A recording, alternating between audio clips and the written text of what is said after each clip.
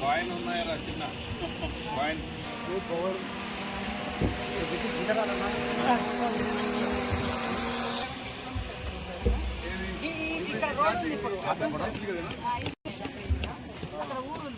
Coins ఉంటే ఇవ్వండి ఎవరన్నా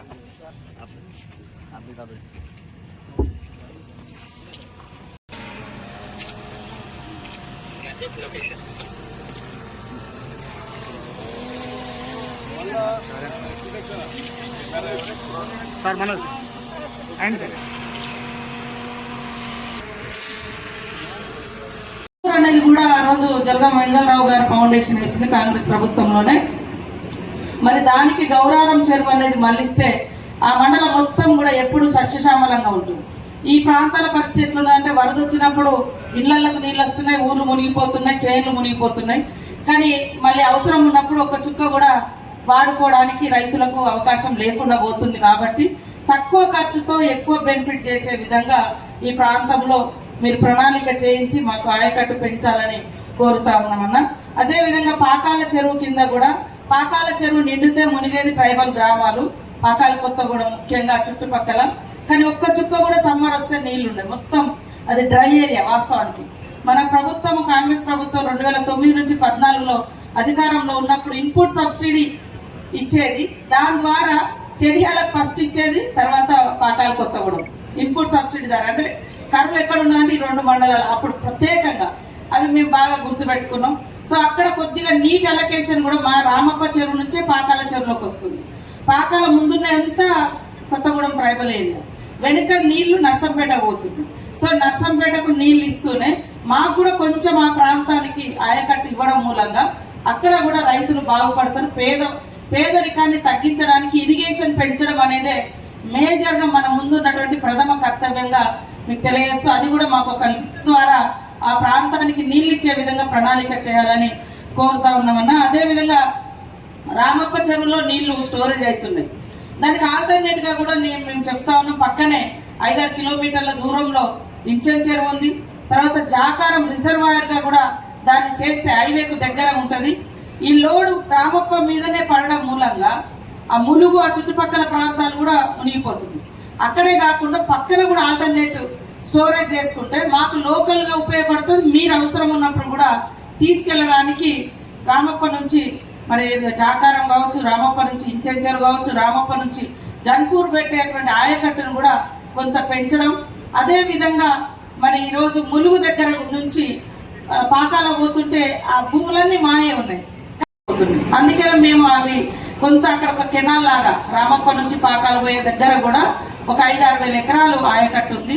అది కూడా మీరు పరిగణలోకి తీసుకొని వెంటనే ఇవ్వాలని కోరుతా ఉన్నాము. ముఖ్యంగా రామప్ప నుంచి లక్నవరానికి ఒక కెనాల్ శాంక్షన్ చేసిరు, కానీ ల్యాండ్ అక్విజిషన్ జరగలేదు.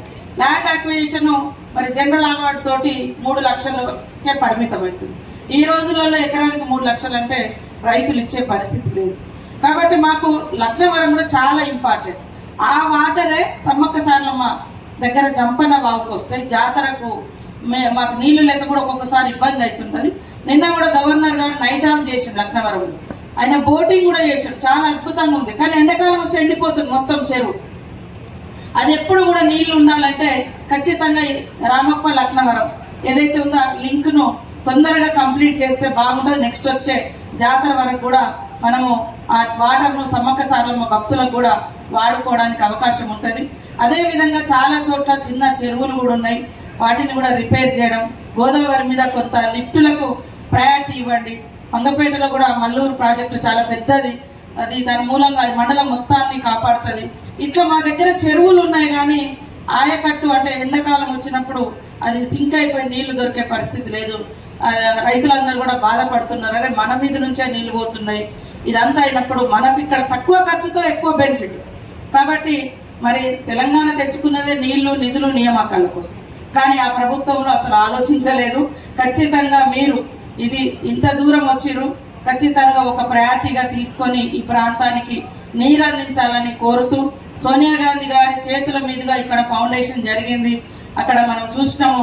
ఆ యొక్క పరిసరాలను కూడా మరి ఇరిగేషన్ అధికారులు నీట్గా ఉంచాలి. దేవాదుల ప్రాజెక్ట్ అనేది చాలా గొప్ప ప్రాజెక్టుగా వర్ధిల్లుతా ఉంది కాబట్టి ఇక్కడ ప్రజలకు మేలు జరగాలి, బయట ప్రాంతాలకు నీళ్ళు వెళ్ళాలి.